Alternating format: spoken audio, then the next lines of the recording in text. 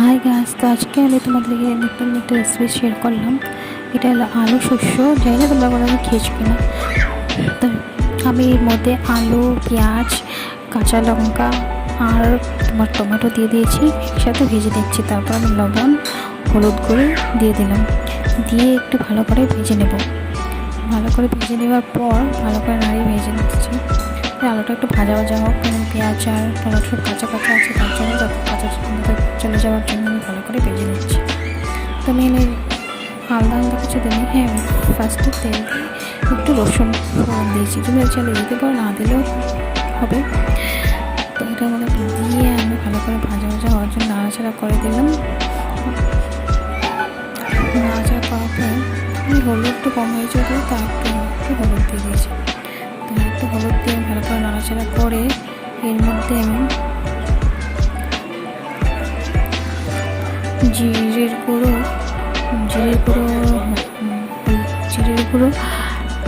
মরিচের গুঁড়ো আর ধনিয়া গুঁড়ো দিয়ে ভালো করে নাড়িয়ে তারপর আমি গুলিয়ে রাখা শস্যটা দিয়ে দিয়েছি।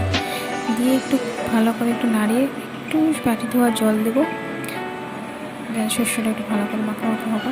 তো বাটি ধোয়া জল একটু দিয়ে দেবো আমি। তারপরে দিয়ে ভালো করে একটু কষিয়ে নেওয়ার পর এটাকে আমি ভালো করে একটু জল দিয়ে ভালো করে কষিয়ে নেওয়ার পর তারপরে এর মধ্যে আর একটু বেশি করে পরিমাণে জল দিয়ে অ্যাড করে দেবো।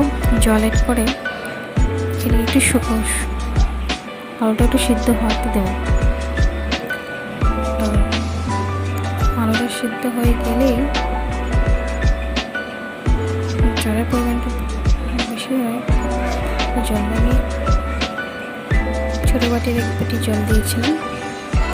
তো ভালো করে হয়ে গেছে। তো একটু জল দিয়ে দিয়েছি, টেবিলে জল দিয়ে দিলাম, পরিমাণ মতো জল দিয়ে দিলাম। জল দেওয়ার পর আমি এটাকে ভালো করে নাড়িয়ে ভালো মতন নাড়িয়ে দিলাম, যাতে আলুটা ভালোভাবে সিদ্ধ হয়ে যায়। তার জন্য আমি এটাকে একটু জল দিয়ে দিচ্ছি। দিয়ে আবার আমি ঢাকনা লাগিয়ে দেবো, যাতে আলুটা ভালো মতো সিদ্ধ হয়ে যাক।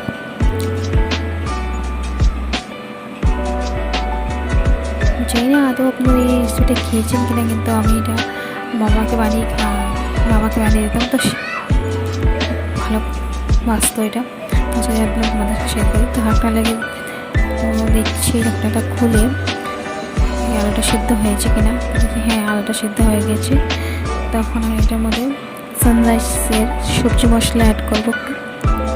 তো অল্প সুন্দর, তাই আমি পুরোটা দিয়ে দিব, দিয়ে ভালো মতন নাড়াচাড়া করে দেবো। সবজি মশলাটা দিয়ে আমি একটু ভালো করে নাড়াচাড়া করে দিই। তারপরে একটু করে এটা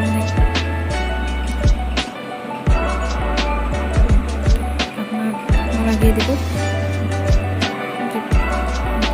থাকে তার মধ্যে 2 মিনিট ঢাকনা দিয়ে দেন। তখন রেডি হয়েছে। আমার চ্যানেলটা ভালো লাগে, লাইক, শেয়ার, সাবস্ক্রাইব করে দিন।